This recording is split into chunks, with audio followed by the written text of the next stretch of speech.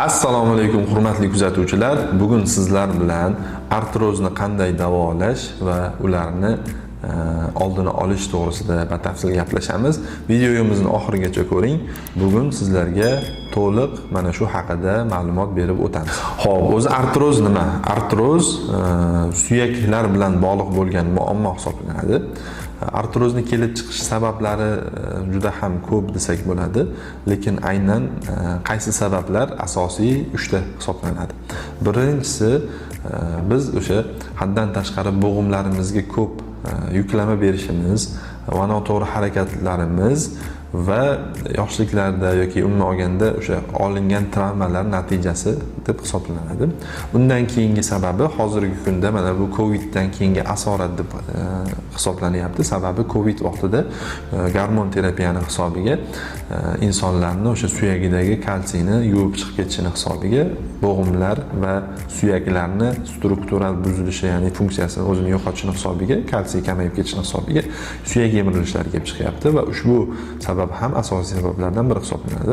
Uchinchi sabab esa insonlarning noto'g'ri turmush tarzi, noto'g'ri ovqatlanishi yoki vaqtida dam olmasligini hisobiga tana o'zini qayta tiklashga va o'sha ozuqa moddalarini yetarlicha olib yetkazib bera olmasligini hisobiga ham artroz kasalligi rivojlanib, ko'plab odamlar shundan aziyat chekib kelishmoqda. Artrozni davolashda biz qanday yechim beryapmiz? Mana biz o'zimiz shaxsan mana shu Union Med klinikasida tajribali mutaxassislarimiz bilan o'sha 40 yillik travmatolog ortopedlarimiz bor va 40 yillik tajribaga ega bo'lgan mutaxassislarimiz bor. Va aynan biz yosh mutaxassislar bo'lib chet ellarda o'sha Angliya, Armaniston, Misr, Rossiya, Tibet va shu kabi yana ko'plab gapirsak gapimiz cho'ziladi. Ko'plab mamlakatlarda o'qib, o'sha yoqdagi o'sha tajribani olib kelgan holatda ishimizni yo'lga qo'yganmiz va nimasi bilan farqli? Farqli jihati shundaki, operatsiyasiz, dori-darmonlarsiz, ximikat dori-darmonlarsiz, tabiiy yo'l bilan, ya'ni qo'l bilan mana shu kasalliklarni davolab kelyapmiz. Tajribamiz 5 yildan oshiq aynan mana shu yangi metodikalar bilan davolayotganimizga va 10 mingdan oshiq bemorlarni davolashga sababchi bo'lganmiz. Va mana shu aynan artrozni davolash uchun hozirgi kunda bizni o'sha klinikamizda aynan qaysi muolajalar amalga oshiriladi va ularning effektlari haqida men sizga qisqacha gapirib beraman va shu kasallik bilan davolanish niyatida yurgan va nima qilishni bilmay yurgan bemorlar bo'lsa, bizga bemalol murojaat qilib kelishlari mumkin. Xo'p, artrozni davolash uchun birinchi o'rinda odamning niyati xolis bo'lishi kerak. Mana shu kasaldan qutulib ketishiga odamning o'zi ishonishi kerak. Buni ilmiy asoslari, ilmiy isbotlari bor. Buni gapirishga men vaqt sarflamayman. Ikkinchi nima bo'lsa, o'sha biz qilayotgan metodikalar insonni aynan o'sha suyak to'qimalariga kerakli bo'ladigan o'sha qon aylanishini ta'minlab berish uchun harakat qilinadi. O'sha hazm a'zolarida buzilishlar bo'lgan bo'lsa, uni aynan o'sha qo'l bilan ichki a'zolarni o'sha faol nuqtalariga ta'sir o'tkazib, visceral terapiyalar orqali ularning faolligini oshirib yaxshilash muolajalari qilinadi. Bundan tashqari hozirgi kunda zamonaviy fizioterapiya apparatlari, o'sha lazer yallig'lanishlarni olishga yokida ultra yokida udarno-volnovoy terapiya kabi muolajalar va shu kabi yana chuqur boshqa apparatlarimiz bor. Ularni ham to'liq hammasini sanab o'tirmayman. Ya'ni zamonaviy fizioterapevtik uslublar orqali va aynan kineziologik korreksiyalar orqali, ya'ni inson tanasiga tushayotgan yuklamani nima uchun aynan bir bo'g'imga tushib va ana o'sha bo'g'imni yedirilishiga, yemirilishiga olib kelayotgan sababni topib, ana o'sha sababni davolash orqali, tanadagi muvozanatni tiklash orqali davolash mumkinligi biz o'zimiz tajribamizda ko'rib kelyapmiz va ushbu davolash choralarini foydasi nima ligini biz sizlarga tushuntirib berish uchun mana shu videoni qilishga qaror qilganmiz va ushbu metodikalar insonni tanasiga umuman zarari yo'q. Hammasi foyda bo'lsa bor, zarari yo'q. Shuning uchun bizni kuzatib turgan bemorlarga va kuzatib turgan kuzatuvchilarimizga shuni aytamizki, artrozni davolasa bo'ladi. Shuning uchun bizga murojaat qiling, biz ko'rib chiqamiz, hujjatlaringiz bilan tanishib chiqamiz.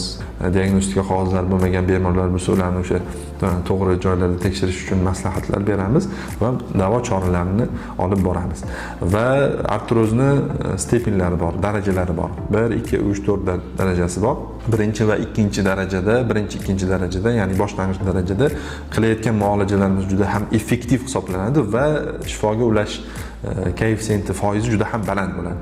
3 va 4-artrozlarda esa 50 ga 50 deb aytishimiz mumkin. Sababi bu holatda suyakdagi o'zgarish chuqurroq bo'lgan bo'lsa, ularning muolajasi og'irroq kechadi. Shuning uchun imkon qadar boshlang'ich kasallikni boshlang'ich davrida murojaat qilib, ushbu kasallikni davolashga harakat qilsanglar bo'ladi. 3 va 4-darajadagi suyak yemirilishlarida ham bizda keyslar bor, aynan tuzalib ketgan, yaxshi bo'lib ketgan bemorlarimiz bor. Haligacha yurishadi, yaxshi, sog'lom. Lekin tibbiy jihatdan, ilmiy jihatdan o'rganib qaralganda ushbu og'ir holatga kelgandan keyin ushbu kasallarni ham davolash birmuncha qiyin kechadi. Shuning uchun biz hamma narsaga realistik va to'g'ri qaragan holatda aytamizki, har qanaqa kasallikni boshida davolash oson kechadi. Artrozni hozirgi paytda asosiy davo chorasi sifatida operatsiya deb turib ko'plab odamlar operatsiyalar qildirishyapti. Vaholanki operatsiyasiz ham o'sha artrozni o'sha ma'lum bir bizdagi davo usullari orqali davolab, yillar davomida shu davolash choralari orqali operatsiyasiz ham davolab yursa bo'ladi. Va operatsiya esa yechim emas. Doim operatsiyadan keyin ham baribir o'sha profilaktika uchun reabilitatsiya jarayonlarini amalga oshirib turish kerak bo'ladi. Sog'liq shunaqa narsaki, doim unga o'sha ko'z quloq bo'lib turmasangiz, operatsiya qildirsangiz ham, operatsiya qildirmasangiz ham o'sha sog'lig'ingizga o'zingiz mas'ul bo'lib, ko'z quloq bo'lib yurmasangiz, uni muammolari doimiy kuzatilib turadi.